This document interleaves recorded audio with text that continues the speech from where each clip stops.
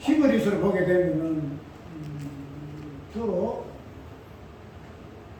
앞으로의 장래의 어떠함에 대해서의 권면을 주로 많이 하고 있어요.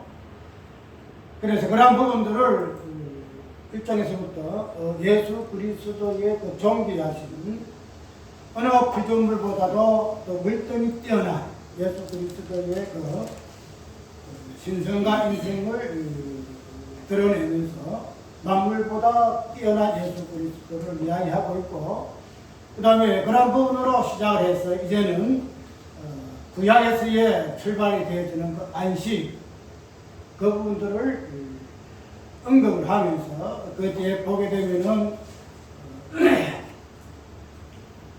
직분에 의해서의 그 부분들을 쉽게 말해서 대제사장 그 직분, 구약에 있는 그 직분에 대한 그 부분들을 이야기하고 있고, 그 다음에 구약에 있는 그 성서 그 부분들을 들어서 신약과 관계성을 이야기하고 있고, 그 다음에는 10장에 쭉 넘어가게 되면 율법과 이렇게 그림자와 실체적인 부분에서 율법과 복음의 그 부분들을 언급을 하고 있고, 그 다음에 11장을 쭉 보게 되면은 믿음으로 어떻게 구약 백성들이 그들의 믿음 내용을 통해서 어떻게 구원받았는가 하는 그 부분들을 쭉 이야기를 하고 있어요. 그래서 창세기로부터 시작해서 신약에 이르기까지 그 약속적인 관점에서 히브리서는 이야기를 하고 있습니다.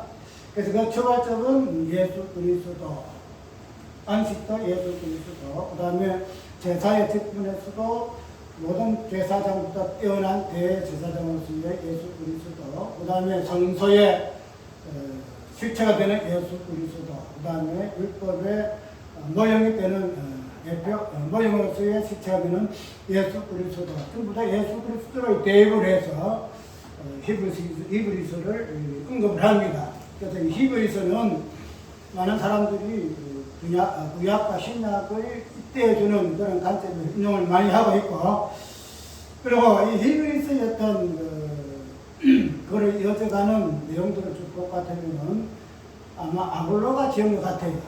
아볼로. 우리가 아볼로는 심었고, 다윗은 바울은 물을 주고 하나님은 자라게 하신다 하는 그런 부분에서 아볼로를 언급하고 있죠. 그래서 이 아볼로가 구약에서는 조금 전문적인 것 같아요. 그래서 히브리서 보면 구약의 내용을 자주 인용을 하는데, 오늘 읽은 본문에서도 보게 되면은 그 안식에 대해서 설명을 하고 있죠. 저번 주에도 우리가 안식에 대한 개념을 감람산에서 예루살렘까지 그렇게 이야기하면서 구약의 그 율법과 그 다음에 예수 그리스도의 그 성전하심과 그 다음에 성령의 오심, 예루살렘 그 성을 연결해서 그 안식이 어떻게 이어져 나갔느냐 하는 부분으로 이야기를 했죠. 그래서 쉽게 표현하지 아니하는 말씀의 절을 그런 부분까지 언급하면서 설명했는데, 그 안식이라는 이 부분들이 단순하게 첫 단계에서만 끝나지 아니하고 마지막까지 우리의 교회의 몸된 교회가 마지막 날에 영원한 안식에까지 이어지는 것으로 우리가 한번 살펴보았는데, 오늘 본문 속에서도 이 부분을 언급을 하고 있죠. 그 부분들이 3장에서 쭉 보면은 나옵니다.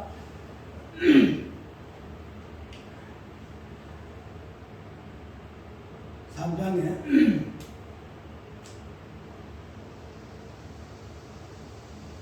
12절에 11절 내가 노하여 맹세한 바와 같이 저희는 내 안식에 들어오지 못하리라 하셨도다 하였으니, 그래서 이 안식에 대해서 근거하고 있는 내용이 3장, 4장에 있는 내용입니다. 그래서 그런 부분에서 오늘 안식의 그 부분에서 히브리서 기자는 어떤 관점에서 이 부분을 이야기를 지금 하고 있는가 하는 부분을 볼 것인데, 오늘 본문 속에서의 마지막 절에 그러므로 우리가 경륜하심을 받고 때를 따라 돕는 은혜를 얻기 위하여 은혜의 보좌 앞에 담대히 나아갈 것이니라 하는 본문으로 우리가 때를 따라 돕는 은혜를 우리가 살펴볼 것인데, 그러면 왜 경륜과 때를 따라 돕는 은혜를 입어야 하는가 하는 이 부분들을 1차적으로 우리가 서론적으로 살펴보고, 이 부분들이 왜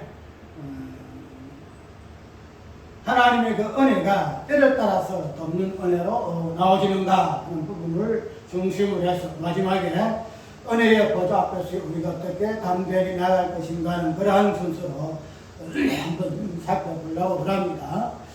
오늘 보게 되면은 형제들아 너희가 삼가 혹 너희 중에 누가 믿지 아니하는 악심을 품고 살아계신 하나님께서 떨어질까 염려할 것이요, 오직 오늘 일할 걷는 동안에 왜 피차 근면하여 너희 중에 누구든지 제 역으로 강박해 됨을 면하라. 15절 성경에 일러서되 오늘날 너희가 그의 음성을 듣거든 노하심이 격동할 때와 같이 너희 마음을 강박하지 말라 하였으니 듣고 경록케 하던 자가 누구냐? 모세를 쫓아 애굽에서 나온 이가 아니냐? 또 하나님이 사심 동안에 누구에게 놓아줬느냐? 범죄하여 그 시체가 강리에 엎어진 자에게가 아니냐? 18절 또 하나님이 누구에게 맹세하사 그의 안식에 들어오지 못하리라 하셨느냐? 또 순종치 아니하던 자에게가 아니냐? 이러고 본데 저희가 믿지 아니하므로 능히 들어가지 못할 것이라. 사장에 찌러보게 되면 그런 부분에서 그러므로 우리는 들어갈 주니 그의 안식에 들어갈 약속이 남아 있을지라도 너희 중에 혹 지지 못할 자가 있을까 함이라. 오늘 히브리서 기자는 이 3장, 4장을 통해서 이 말씀을 읽는 주의 백성들에게 안식의 약속이 남아 있을지라도 혹 미치지 못할 자가 있을까 너희가 두려워하라. 그런 부분에서 근면을 하고 있음을 볼 수가 있습니다. 우리가 이제 구원을 이야기할 때는 주로 과거에 완성된 그런 부분에서 구원을 이야기하고 있잖아요. 그래서 영화롭게 하셨느니라 하는 온전한 구원의 상태까지도 우리가 이야기를 하고 있는데, 히브리서 기자는 그런 부분에서 구약 관점에서 구원론을 많이 이야기하고 있어요. 구약은 약속의 개념이잖아요. 그래서 앞으로 완전히 성취될 그 구원이라는 그 관점을 구약의 관점, 약속을 구약의 관점에서 설명하고 있기 때문에 과거에 이미 성취된 그러한 구원, 그러한 안식이 아니라 앞으로 현재적으로 또 미래적으로 있을 구원과 안식이라는 그 관점에서 구약 관점에서 이 부분을 바라보고 경륜하고 있음을 볼 수가 있다는 거죠. 그렇기 때문에 이런 부분에서 많은 자들이 논란을 많이 해요. 하나님께서 우리에게 구원을 주시고 특별히 예수 그리스도 통해서 다 이루심의 구원을 히브리서 기자는 앞으로 진행되어지라고 앞으로 미래에 있을 그런 구원으로 이야기하고 있으니, 그런 부분에서 오늘 우리가 구원에 대하여 힘을 써야 하고 그 구원에 대하여 두려워해야 할 것이고 그 구원에 대하여 우리가 소망하여야 할 것이다. 그러므로 해서 현재적인 구원에 대해서의 그 부분을 강조하기보다도 앞으로 있을 그 소망 중에 거할 그런 구원에 대해서 바라보는 부분에서의 구원을 많이 강조하는 그런 것으로 인용을 많이 해요. 그래서 우리가 언약 관점에서 보게 되어지게 되면은 분명히 예수 그리스도를 통해 이미 우리에게 구원은 성취가 되었으나, 그러나 이런 히브리서 기자에서의 그 내용을 볼 것 같으면은 아직도 이 성취적인 관점에서의 언약을 현재에서 이야기하는 것이 아니고 미래에 있을 그러한 약속으로 이야기하고, 그런 부분에서 안식의 개념도 그렇게 이야기하고 있다는 것. 오늘 본문의 내용도 구약 백성들이 안식에 들어가지 못하였지 아니하느냐, 한마디로 출애굽을 해서 가나안 땅에 들어가는 그런 과정에서의 그 안식을 비유해서 그들이 안식에 들어가지 못하고 망하는 이유가 무엇이느냐 하는 부분에서 그런 것들을 경종을 해서 오늘 우리 또 앞으로의 그 안식에 대한 소망이 있으나 그 소망에 대한 안식에서의 그들과 같이 망령되 행함으로 인하여 구원을 이루지 아니하고 안식에 들어가지 못할까봐 두려워할 것에 대해서 금면의 내용이 3장 4장의 내용이라는 사실을 우리가 알 수가 있다는 거죠. 그러면 우리가 언약 가치에서는 이미 우리에게 언약이 이루어지고 성취가 되어지고 구원이 이루어지고 안식도 이루어졌다 할 것 같으면은 그런 부분에서 우리가 왜 히브리서 기자는 분명히 복음을 성취적인 관점에서 그도 들은 사람인데 왜 구약 관점에서 이렇게 안식을 이야기하고 있고 구원을 이야기하고 있을까 하는 부분을 우리가 단순하게 신약 관점에서 현적인 관점에서 예수 그리스도의 십자가 부활이라는 관점에서 이미 이루어진 구원과 안식을 원하는 것에서만 주장할 것이 아니라 히브리서 기자와 같이 구약 관점에서 앞으로 이루어질 그 예표적인 관점에서의 그 부분을 바라보는 부분에서 우리가 어떻게 그 부분을 서로가 적당하게 섞을 것인가 하는 부분으로 한번 생각을 해봐야 합니다.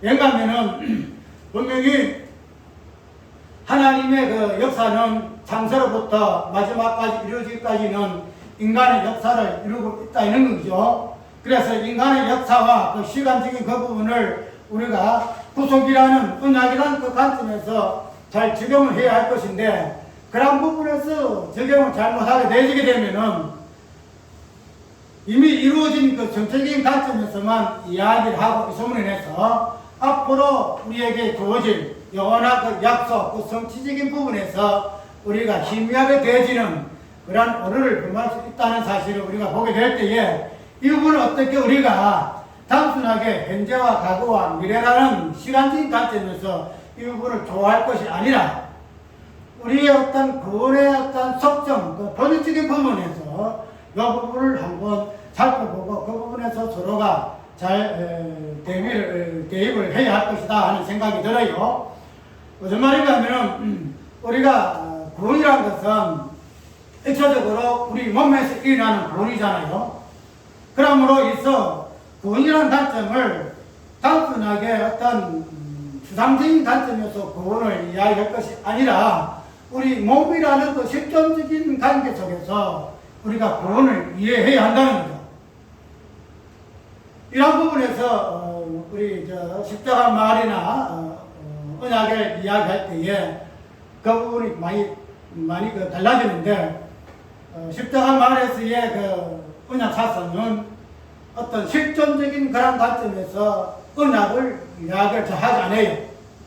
하지 아니하고 다만 십자가 복음이라 해서 십자가 중심으로서 이야기하고 있고 실존을 우리가 이야기할 때는 우리의 인간의 그 실존적인 부분으로 이해를 하려고 하기 때문에 우리 인간의 그 실존 자체는 아무것도 아니다. 그렇기 때문에 우리 실존을 가지고 구원을 원하는 것들에 대해서는 잘 언급하지 아니하고 오직 십자가로 통해서 나오는 예수 그리스도의 어떠함만 가지고 이야기를 하는 부분들이 많아요.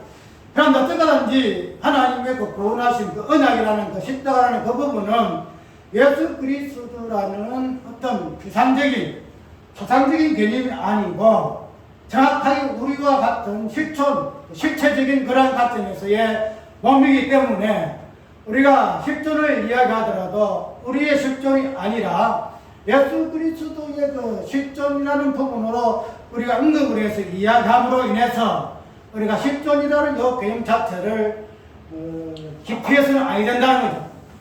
아까 이야기대로 예수님의 모든 것들은 언약이라는 것들은 예수님의 실존을 통해서 이루어지기 때문에 실존의 개념 빼게 되면은 그 자체가 하나 수상적인 개념뿐이 되지 않아요.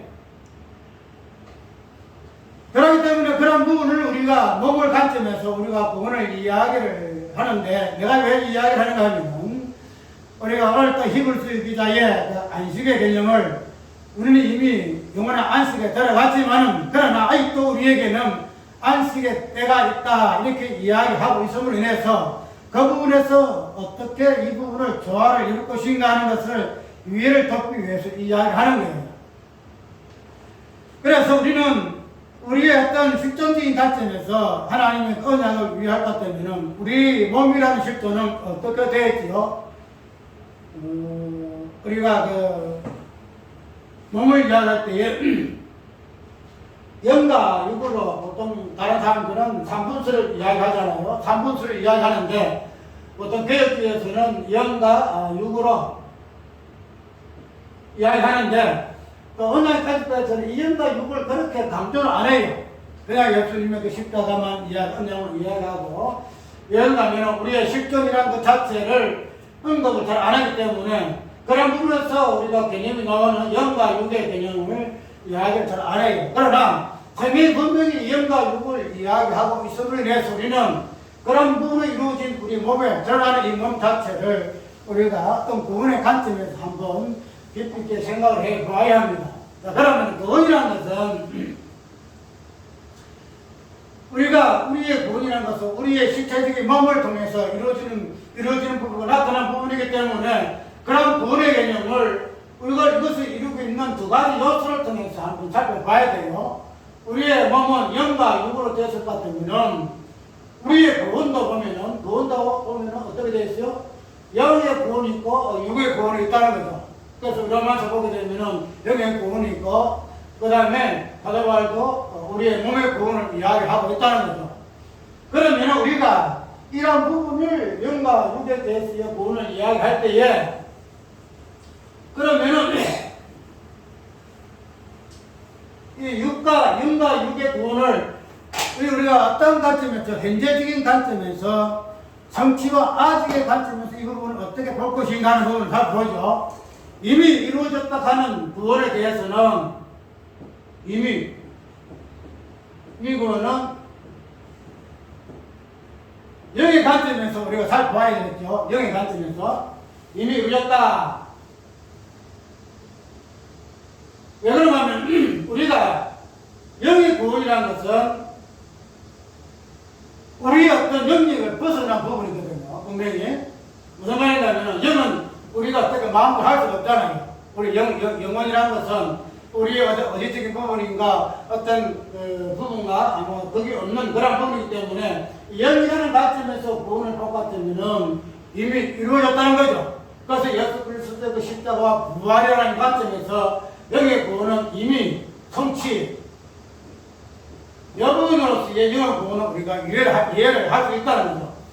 그러면 아직도 이미와 아직이라는 관점에서 우리가 볼 것 같으면 아직 이 부분에 대해서 우리가 구원을 논할 때에 아까 사도 바울의 로마서 보게 되면은 아직 이 부분을 몸의 구원으로 이야기하고 있거든. 몸의 구원. 그래, 몸의 구원이라는 이 부분은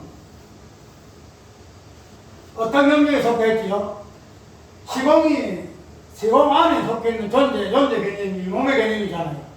시간 안에 있고 공간 안에 있고. 그런데 영이라는 것은 시간도 없고 공간도 없는 그런 초월적인 존재이기 때문에 이런 부분은 우리의 어떤 부분을 가지고서는 우리가 터치할 수가 없어요. 영의 구원에 대해서는.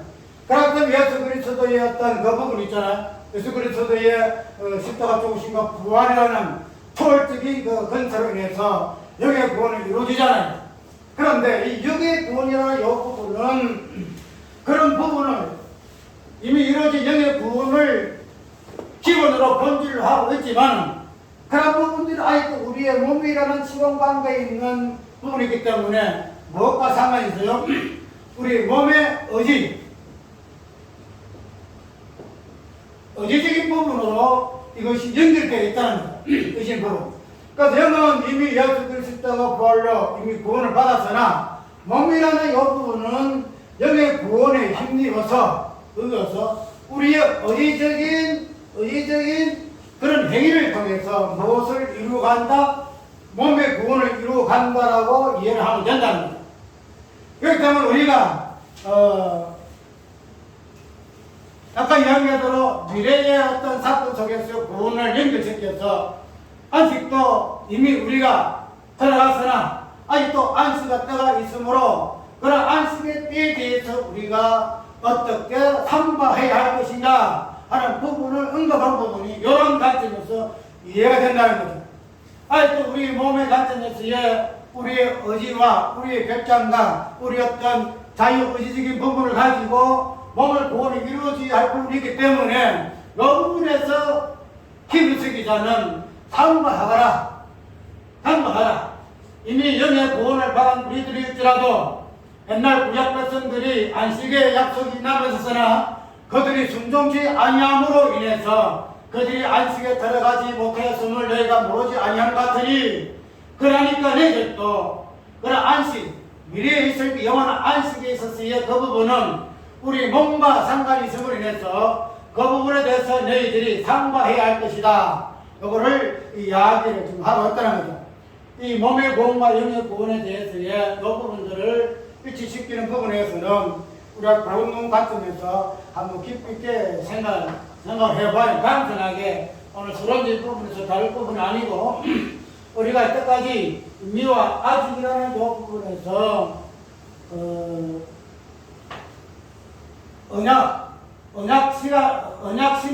신학에 의한 그 구원의 그 부분과 보편적인 그런 구원론에 대한 그 신학의 그 상충되는 이 부분들을 우리가 한번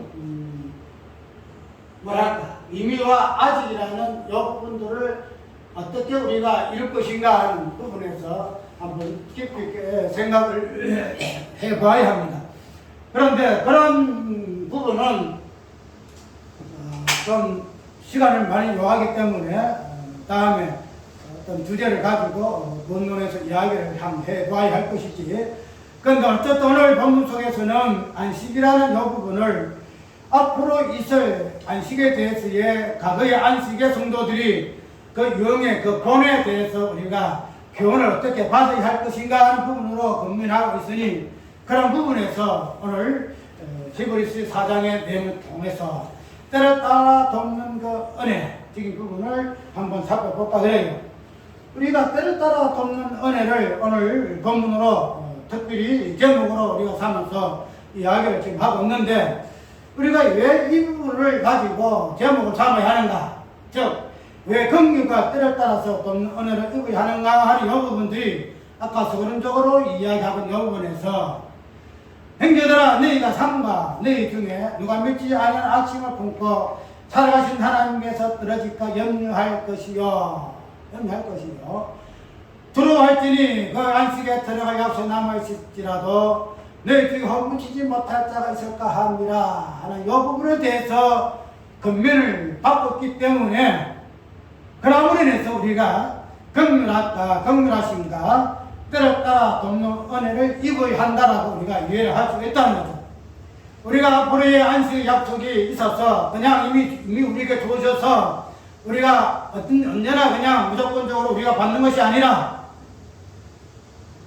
구약 백성들이 안식의 약속이 있어도 그들이 들어가지 못한 것 같이 그러한 어떤 부분을 볼 것 같으면 오늘 우리도 영원한 안식에 대하여서의 약속에 대해서 우리가 한번 두렵고 떨림으로 새롭게 조명을 받아야 할 것이라는 부분을 우리가 이해하기 위해서는 그러므로 인해서 우리가 긍휼하심을 받고 때를 따라 돕는 은혜를 입어야 할 것이다 이야기를 하고 있다는 거죠.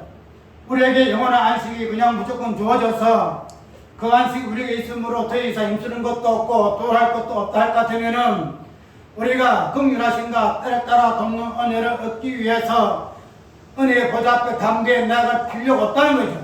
그런데 그런 부분들이 우리에게 교훈적으로 있기 때문에 우리가 그럼으로 인해서 긍휼하심을 받기 위해서 또 때를 따라 돕는 은혜를 받기 위해서 은혜의 보좌 앞에 나아가야 할 것이라고 이야기를 지금 하고 있다는 거죠. 내가 왜 이렇게 설교 자체를 조금씩 바꾸는가 하면은 우리가 너무 영의 본에만 집착함으로 인해서 이미 우리에게 성취가 되었었고 우리가 영화롭게 되어졌다 하는 부분에 있어서 그 부분을 그런 관점에서만 이야기를 하고 있으나 우리가 이때까지 그런 관점이었지요. 그런데 지금 우리는 사도행전이라는 괴로운 관점에서 계시록을 접하고 있다는 거죠.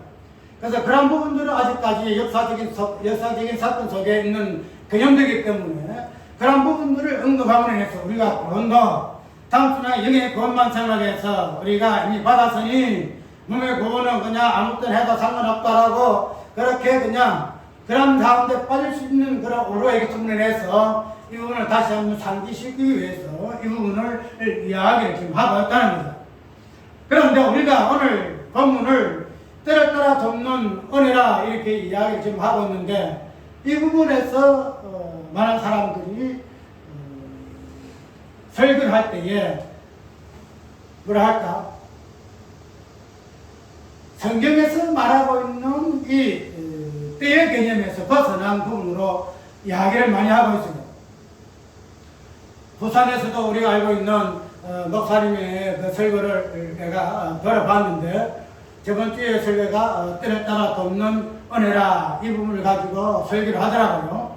그러면은 그런 설교를 하게 될 때에 그때의 그 설교의 그 개념이 무엇으로부터 출발하는가 하면은 때가 무엇인가 하는 부분으로 설명하고 있어요. 그래서 때를 따라 돕는 은혜라 그런 부분에서 그 때에 따라서 하나님이 주시는 그 은혜, 그 돕는 은혜를 설교의 핵심으로 이야기를 지금 하고 있다는 거죠. 그래서 그런 부분을 가지고 우리의 때마다 시마다 우리에게 주신 하나님의 그 은혜를 강조하고 그런 부분에서 우리의 신앙생활이 어떻게 해야 할 것인가 하는 부분으로 결론을 짓는 것을 보고 되질 때에 분명히 우리는 기도할 때마다 때를 이야기 많이 해요. 그래서 때를 따라 주시는 하나님 은혜를 따라서 우리가 기도를 많이 하잖아요. 그런데 그 때를 이야기할 때에 그 때는 우리가 본문 속에서 보여지는 때를 따라 돕는 은혜라는 요뿐에서뿐만 아니라 성경 전체적인 관점으로 보게 되면은 그 때라는 것은 단순하게 우리의 어떤 시간과 조건과 어떤 환경적인 부분에서 때를 이야기하고 있지 아니함을 알 수가 있다는 거죠. 그렇기 때문에 성경에서 말하고 있는 이 때의 개념을 우리의 시간과 어떤 조건과 어떤 환경의 관점 속에서 드러나는 그런 부분으로 때를 이야기해서는 아니 되고 오늘 본문 속에서 말해주고 있는 때를 따라 돕는 은혜라 요 때의 개념은 성경에 본질적으로 말하고 있는 그 때의 개념에서 이 부분들이 해석이 되어져야 할 것이다 하는 거예요. 그렇기 때문에 이런 부분으로 해석하게 되어지게 되면은 단순하게 시와 때를 따라서 어떤 환경에 따라서 그 때에 따라서 하나님이 시기적절하게 도우시는 그런 부분으로 우리가 이해를 하게 되어지게 되면은 성경에서 말하고 있는 그 때에 대한 개념으로서의 예수님의 그 어떠하심에 대해서는 그 부분이 가려지는 수밖에 없다는 거예요. 성경에서 말하고 있는 때는 다양한 부분으로 그런 말되어 있지요. 예수 그리스도의 재림, 예수 그리스도의 그 초림, 예수 그리스도의 그 성령의 강림하심, 그 다음에 오늘 본문 속에서 말하고 있는 안식의 그 때, 그 때 개념을 다양하게 언급하면서 때를 이야기하고 있는데, 그런데 이 때를 이야기할 때마다 그 때 개념이 나타나는 개념은 전부 다 예수 그리스도의 그 어떠하심과 연결이 되어 있다는 거죠. 그렇기 때문에 우리가 오늘 히브리서에 나오는 이 때에 따라 돕는 하나님의 돕는 은혜가 때를 따라서 이루어지는데 그 때의 개념을 단순하게 우리의 시간과 우리의 어떤 조건적인 부분, 환경적인 부분, 그 다음에 어떤 시기적인 부분을 통해서 그 부분을 이유해서 하나님이 우리에게 도와주신다라고 해서는 안 된다는 거죠. 우리가 역분에서 다른 성경 어떤 그 설교와 인간 대부분 민감하면 로마시는 것으로 모든 것이 합력하여 선을 이룬다 하는 부분이 나오죠. 그래서 모든 것이 합력하여 하는 부분들을 가지고 우리의 모든 형편과 처지 이 부분들이 하나님께서 합력해서 좋은 것으로 이렇게 하신다 하는 그런 부분으로 보편적으로 설교를 많이 하잖아요.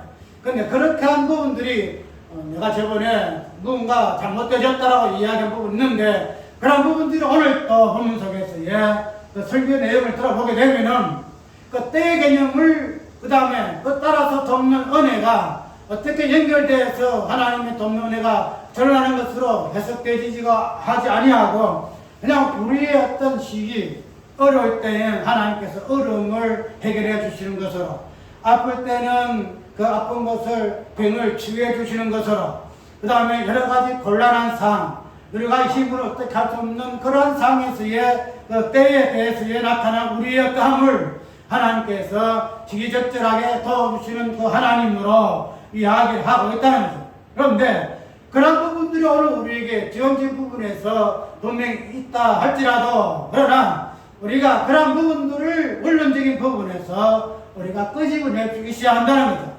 때를 따라서 하는 부분은 우리의 시기와 조건과 환경 속에서의 내용이 되고 개념이 된다 할지라도, 그러나 분명히 성경에서는 이때는 누구를 이야기하고 있는가 하면 예수님을 이야기하고 있는 것이고, 특별히 예수님의 어떻게 일하시는 하나님 예수님께서 일으키시는 그 사건의 어떤 개념 속에서의 시기를 때의 개념으로 이야기하고 있다는 거죠. 그렇기 때문에 그 때의 개념에서 본질적인 사건은 예수님의 그 십자가와 부활이라는 그런 사건을 때의 개념으로 이야기를 하고 있음으로 인해서 우리가 오늘 본문 속에서의 때를 따라 돕는 은혜라는 이 부분을 해석할 때에 그 때의 개념 속에서 드러난 십자가 부활이라는 이 관점 속에서의 하나님의 은혜가 어떻게 돕는 은혜로 주어지는가 하는 부분으로 우리가 살펴보아줘야 할 것이다 말이죠. 그런데 그렇지 아니하고 우리의 형편과 어떤 처지에 따라서 시기적절하게 하나님께서 도우시는 그런 하나님의 돕는 은혜만 이야기하게 되어지게 되면은 성경에서 말하고 있는 때에서의 하나님의 도우심으로 말미암아 그 성취된 하나님의 그 어떠하심, 예수 그리스도의 그 구속의 어떠하심, 그 부분들은 뒤에 가림을 당할 수밖에 없다는 것이기 때문에 우리가 우리의 세상의 그 때를 이야기하면서부터 먼저 우선적으로 예수님이 그때에서의 어떻게 하나님이 그때 그 예수님의 때를 어떻게 도와주셨는가 하는 부분으로 살펴보아야 한다는 겁니다. 그래서 우리가 이 부분으로서 모든 성경적인 관점 속에서 우리가 금식을 이야기할 때도 마찬가지. 금식을 이야기할 때도 분명히 금식은 예수 그리스도가 맞아요. 그런데 예수 그리스도의 금식, 예수 그리스도는 금식적인 부분에서 무엇을 드러내는가 하는 부분으로 우리가 금식을 설명할 수 있어야 되겠죠. 예수 그리스도는 금식인데, 그런데 그 예수 그리스도라는 그 금식이 하나님 앞에 어떻게 그 부분을 이루시고 성취하셨는가? 금식은 근본적으로 죄를 드러내고 허물을 드러내는 그런 행위이기 때문에 예수 그리스도께서 금식되시면 하나님 앞에 자신의 어떤 죄 부분, 그 부분들을 금식이라는 그런 행위, 특별히 자신의 그 존재를 통해서 드러냈다 하는 그 부분으로 우리가 설명하고 있다는 것은 설교 통해서 우리가 이야기해야 될 것이고, 그뿐만 아니라 오늘 읽은 이 본문 속에서도 때를 따라 돕는 은혜라는 이 부분을 단순하게 우리의 때에, 우리의 시기에 하나님께서 적절하게 도와주시는 그런 은혜로 이야기하지 말고 성경에서 말하고 있는 그 때를 설명하는 예수 그리스도의 그 어떠하심에서 하나님이 어떻게 그 부분을 도우시고 힘을 주시고 그렇게 주께서 함께 하셨는가 하는 부분으로 이 돕는 은혜를 이야기를 할 수가 있어야 한다는 거예요. 그렇기 때문에 우리는 오늘 본문 속에서의 히브리서 기자는 이 돕는 은혜를 우리의 때를 따라 하나님께서 주시는 은혜로 이야기하고 있다는 거죠. 그런데 가양교대로 이 때를 따라 돕는 은혜를 우리가 분명히 받아야 돼요. 그 다음에 그것을 그와 함께 하나님의 긍휼도 받아야 해요. 왜 그런가 하면은 우리에게는 안식의 때가 아직도 남아있다는 거죠. 왜냐하면 우리의 몸으로 통해서 이루어지는 우리가 누리는 그 안식을 남아있기 때문에 그런 안식을 우리가 얻기 위해서, 특별히 그 안식에 들어가기 위해서는 무엇이 있어야 한다? 하나님의 긍휼하심과 때를 따라 돕는 은혜가 있어야 한다는 거예요. 그렇지 아니하게 되면 우리가 어떤 존재요? 우리는 연약에 쌓여있는 존재다는 거죠. 이스라엘 백성들 같이 출애굽을 한 백성들과 같이 가나안 땅에 들어가기 전에 불순종하고 거역하고 복종치 아니함으로 인해서 안식에 들어가지 못하는 그런 존재, 똑같은 존재다 이 말이죠. 그렇기 때문에 그들과 같은 존재이기 때문에 그들과 같은 안식에 들어가지 못하기 때문에 그렇기 때문에 우리들은 어떻게 해야 한다? 때를 따라 돕는 하나님의 은혜가 필요하다. 이렇게 이야기하고 있다는 거죠. 그런 면에서 이 때를 따라 돕는 그 하나님의 은혜는 예수 그리스도의 그 때를 따라 돕는 은혜에서부터 본격적으로 주어졌기 때문에 이제는 그의 몸된 교회에도 그런 때를 따라 돕는 은혜가 주어질 것이라고 이야기하고 있다는 사실을 히브리서 기자는 이야기하고 있다는 거죠. 오늘 우리는 11절에 그러므로 우리가 저 안식에 들어가기를 힘쓸지니 이는 누구든지 저 순종치 아니하는 벌에 빠지지 않게 하려 함이라. 우리의 존재는 이런 존재이기 때문에 주께서 우리에게 주시는 때를 따라 돕는 은혜를 받아야 하는데, 그런 때를 따라 돕는 은혜가 우리의 어떠한 형편과 처지에서만 주어지는 그런 돕는 은혜가 아니고, 본질적으로 이 부분은 어디에서부터 출발하고 있는가 하면은 예수 그리스도의 그 때에서의 하나님께서 어떻게 그를 돕는 은혜로 도우시고 붙잡아 주셨는가. 그래서 그 돕는 은혜를 통하여 예수께서 어떻게 십자가와 부활이라는 하나님의 언약을 성취하셨는가 하는 부분으로 이야기를 해야 한다는 거죠. 그래서 우리는 이 때를 따라 돕는 은혜를 예수님께서 당신이 아버지께로부터 받으심으로 말미암아 당신이 약속하신 그 언약을 성취하셨던 것과 마찬가지로 오늘 우리들도 이러한 것에 대하여 성취를 위해서 나아가고, 즉 안식을 누리기 위해서 나아갈 그런 약속이 남아있다는 거죠. 그런데 그런 약속은 남아있다 할지라도 오늘 우리는 이러한 부분에서 연약함이 쌓여있기 때문에 우리가 이 부분에서 때를 따라 돕는 은혜를 받아야 할 것이다 라고 이야기하고 있는데, 그러면 우리는 아까 이야기대로 때의 개념이 예수 그리스도의 때에서의 부분에서 벗어날 수 없는 개념일 것 같으면 오늘 우리의 모든 삶 속에서도 때의 개념 자체와 때의 개념 자체가 예수님의 때의 개념과 맞물려 있음을 우리가 유의해야 한다는 거죠. 예수님의 그 때와 우리의 때가 이렇게 다르고 떨어져 있는 것이 아니고 예수님의 그 때의 개념과 우리의 때의 개념이 동일하다는 거예요. 무슨 말인가 하면은 우리가 보편적으로 이해하고 있는 우리의 시간 관념 속에서의 때의 개념으로 우리가 때를 이해해서는 아니 되고, 우리에게 당신의 백성들에게는 때가 다시 우리에게 도래했는데 주어졌는데, 이 때는 우리 육신적인 관점에서의 때와 시간의 개념이 아니고 이 때가 예수 그리스도의 그 십자가 부활을 이루는 그 때 개념으로 우리에게 주어졌다는 거죠. 그러니까 우리는 우리의 시간과 우리의 기간과 우리의 어떤 그 부분이 없어져 버렸어요. 쉽게 말해서 하나님의 은혜는 때를 따라 돕는 것으로 드러나게 되고 주어지는데, 만약에 우리가 우리의 때에서의 예수 그리스도 때와 연결되어 있지 아니하면은 하나님의 그 은혜가 돕는 은혜로 주어질 수가 없다는 거예요. 그런데 우리가 이 부분에서 이 때를 우리의 시간과 시기와 어떤 기한으로 이해를 하고 그 부분을 적용한다는 거예요. 하나님의 돕는 은혜는, 하나님의 긍휼은 하나님께서 당신의 아들의 때에 일어났고 일할 수밖에 없는 하나님이 일하신다는 거죠. 그런데 그런 때에 하나님의 돕는 은혜가 주어지는데, 드러나는데, 그런 때를 우리의 때에서의 연결시켜야 할 것인데, 그런 때의 개념을 제껴놓고 우리의 시간과 우리의 시간의 개념, 시기의 개념에서 때를 이야기하고 있으니 하나님께서 우리에게 어떻게 돕는 은혜로 역사하실 수가 있겠냐 말이에요.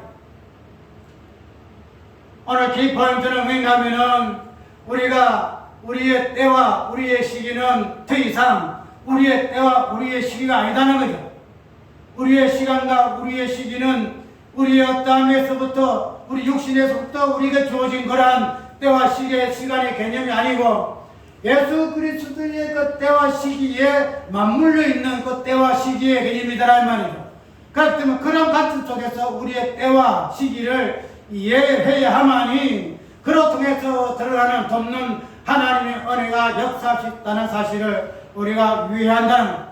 우리가 때를 따라서 주께서 우리에게 은혜 주셨다 도와주시기를 간구하고 기도하는 그런 부분으로 신앙생활을 하고 있는데, 그런 신앙생활을 하기 위해서는 우리의 때와 우리의 시기가 과연 나의 때와 나의 시간과 나의 시기에서의 때를 하나님께서 도와주십사 하고 기도해서는 안 된다는 거예요. 하나님 예수 그리스도의 그 때에만이 하나님이 돕는 은혜가 나타나는데, 예수 그리스도의 그 때가 우리의 때가 되어져야만이 하나님이 돕는 은혜가 주어질 수 있다는 거예요. 하나님의 긍휼이 부어진다는 거죠. 그런데 예수 그리스도의 그 십자가와 부활이라는 그 때에 십자가와 부활을 시간으로 해석하게 되면 그 때가 되는데 그 십자가와 부활이라는 그 때가 우리에게 있지 아니하면서도 하나님 때를 따라 우리에게 은혜를 주시옵소서, 때를 따라 우리를 도와주시옵소서 이렇게 기도해서 알아야 된다는 거예요. 주님께서 그러므로 당신의 백성들에게 특별히 히브리서 기자가 때를 따라 돕는 은혜를 얻기 위하여 은혜의 보좌 앞에 담대히 나아갈 것이라고 건면한 이유는 우리는 하나님의 백성, 당신의 백성이기 때문에 이 백성의 때와 시기는 그냥 단순하게 거듭만 있는 때와 시기가 아니고 예수 그리스도와 때와 시기와 인간대에 있기 때문에 그런 때에 나타난 하나님의 돕는 은혜를 너희들이 강구하여라. 그것을 위하여 하나님 앞에 담대히 나아가라. 이렇게 권고하고 있음을 볼 수 있다는 거죠. 오늘 설교의 목적은 단순히 우리가 보편적인 설교 관점에서의 이 때에 따라 돕는 은혜를 우리의 때의 어떤 시간 개념으로 이해를 해서 하나님이 우리가 이런 시기에 이렇게 어렵고 우리가 이렇게 곤란하니 이런 시기에서 우리 하나님이 도와주시옵소서 그런 부분에서 때에 따라 돕는 은혜로 강구해서 아니란다는 거예요.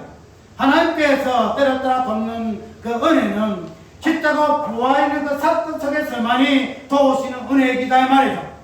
그런데 오늘 삶은 십자가와 부활의 삶 속에서 있기 때문에 그래서 하나님께서 이 때에 있는 그 부분으로 우리를 돕는 은혜로 역사할 수가 있다라는 사실로 이해를 하면 된다는 거예요. 그래서 이 부분에서 히브리서 기자는 긍휼하심을 받고 때를 따라 돕는 은혜를 위하여 은혜의 보좌 앞에 담대히 나아갈 것이라고 이야기하고 있는데 긍휼하심과 때를 따라 돕는 은혜를 얻기 위해서는 어디로 나아가야 할 것이다? 돕는 은혜를 얻고 긍휼을 얻기 위해서는 은혜의 보좌 앞에 담대히 나아가라. 은혜의 보좌 나아가리라 하고 있다는 거죠. 보좌가 그냥 보좌가 아니고 은혜의 보좌라 이래가지고 우리가 성경에서 말하고 있는 보좌의 여러 가지 모습들은 보좌에서는 생수가 흘러나오고 보좌에서는 성령이 나오고 보좌에서는 모든 것이 흘러나오는 부분이 보좌잖아요. 그래서 보좌는 모든 은혜의 방편의 출발점이 보좌가 되어지는데 그래서 긍휼하심과 때를 따라 돕는 은혜도 어디에서부터 나온다? 보좌에서 나온다 이렇게 이야기하고 있기 때문에 그러한 긍휼과 돕는 은혜를 받기 위해서는 보좌 앞에 나아가라. 어떻게 나아가라? 담대히 나아가라. 담대히 나아가라. 이 담대히란 말은 우리가 성경적인 용어예요. 성경적인 용어. 성경에서 담대하지 아니하면 결코 승리할 수가 없어요. 담대라는 것은 내가 어떻게 성취하기 위해서 당연히 내가 거기에서 무엇을 내가 챙기기 위해서 뭔가를 하는 그런 관점에서 담대하다 이런 말을 많이 쓰는데 오늘 은혜의 긍휼하심과 때를 따라 돕는 은혜를 얻기 위해서는 보좌 앞에 나아가는데 그냥 나아가는 것이 아니고 담대히 나아가라 이야기하고 있다는 거예요. 지금 말해서 하나님 나한테 그냥 주세요. 하나님께 가지고 있는 거 그거 주세요. 그것은 내 것입니다. 이런 관점에서의 행위적인 부분을 묘사하고 있다는 거예요. 그냥 하나님 앞에 우리가 이렇게 해서 그냥 어서주여 뭐 내가 빚진 자의 빚진 자니까 어떻게 받아야 되는 이런 관점을 이야기하는 것이 아니고 당신이 빚을 졌으니 그 빚을 나한테 이제 갚아라. 그런 어떤 회진 부분에서 담당을 이야기하고 있다는 거죠. 왜 우리가 그런 부분에서 돕는 은혜와 긍휼을 얻기 위해서 은혜 보좌 앞에 나아가야 되는데 왜 그냥 이렇게 소극적으로 나아가는 것이 아니고 힘차게 담대하게 나아가야 하느냐 하면은 예수 그리스도가 우리의 긍휼하심과 우리의 연약함을 친히 체험하신 분이 계시기 때문에 그 부분을 의지해서 그 부분이 우리의 연약함을 체험하신 분이고 우리 약함을 아시는 분이시기 때문에 우리가 그 부분을 의지해서 담대하게 은혜를 요구할 수가 있고 돕는 은혜를 긍휼을 이야기할 수 있다라고 히브리서 기자는 이야기를 하고 있다는 거죠. 그래서 그 부분에서 연약함을 철하신 부분을 4장 1절에서 어떻게 이야기를 하고 있지요? 4장 14절에 그러므로 우리에게 큰 대제사장이 있으니 성천하신 자 곧 하나님 아들 예수시라.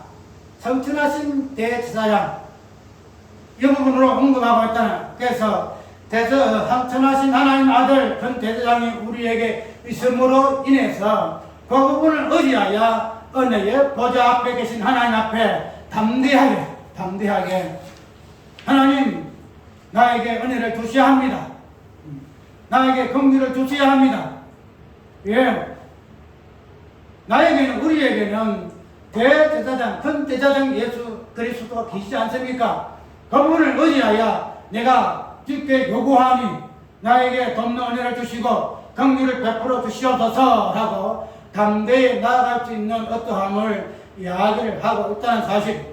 오늘 히브리 3장 4장을 통해서 한번 기억해야 할 부분이 뭐냐면은 돕는 은혜는 단순히 우리의 시간과 때를 따라서 하나님께 도와주신 것이 돕는 은혜가 아니고 성경에서 말하고 있는 때에서 예수 그리스도 십자가 부활을 할 때에 하나님께서 어떻게 그를 도우시고 긍휼을 베풀어서서 십자가 부활을 성취케 하셨는가 하는 돕는 은혜가 예수 그리스도 때에 어떻게 연결되어지고 있는가 그런 부분들이 당신의 백성들에게 때를 따라서 돕는 은혜로 주어지는가 라는 부분으로 우리가 유의하기 위해서 그리고 그런 돕는 은혜를 부르짖고 간구하기 위해서 은혜 보좌 앞에 담대히 나아갈 수 있는 우리의 어떠함을 우리가 다시 한번 기억하는 부분을 통해서 우리의 정체성을 다시 새롭게 하는 시간 되시기를 바랍니다. 그래서 어떻게 하는지 때라는 것은 우리의 때가 아니고 우리의 때는 없어져 버리고 예수 그리스도의 그 십자가와 부활이라는 그 때에 우리의 때와 시간과 귀하는 맞물렸기 때문에 우리 모든 행편과 처지에서의 우리 하나님의 도우심은 십자가와 부활이라는 그 삶의 어떠함에서의 나타나는 현상이라는 사실을 한번 깊이 있게 이해해 봐야 합니다. 그래서 우리의 어떤 삶 속에서 다양하게 나타나는 사건들, 그런 부분들은 우리 인간의 몸에서 나타나는 다양한 사건들이지만은 그런 부분들에서의 그 본질은 십자가와 부활이라는 본질을 드러내는 현상들이라는 사실. 그 부분으로 우리가 이해하게 되지게 되면은 단순하게 십자가 부활에 예수 그리스도의 어떠함만 있는 것이 아니고 그에 먼저 우리의 어떠함에서부터 드러날 수밖에 없는 하나님의 일하심이라는 내용을 다시 새롭게 이해하시기를 바랍니다. 찬송가